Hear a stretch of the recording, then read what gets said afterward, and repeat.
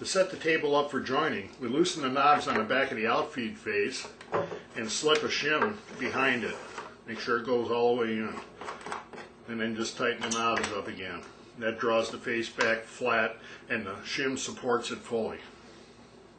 To set the fence, put a straight edge against the outfeed face and set the fence so the straight edge is just touching the bit at its farthest point. Then lock the fence down.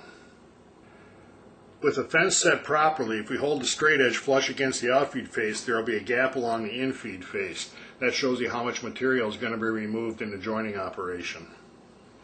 To make the joining cut, we want to move the material into the bit, holding it flush against the infeed face.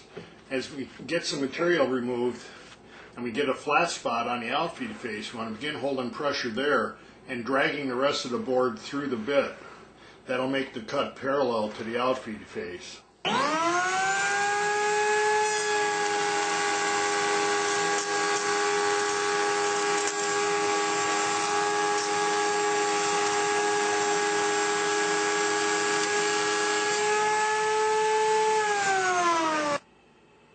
With one pass, we straighten that edge out nicely.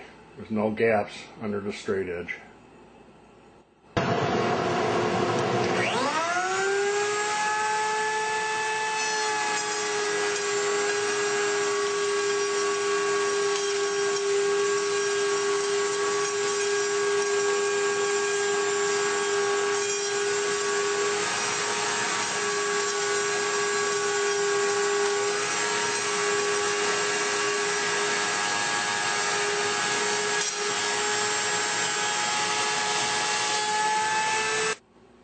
See, that one also cut nice and straight, and this board is nearly 3 feet long.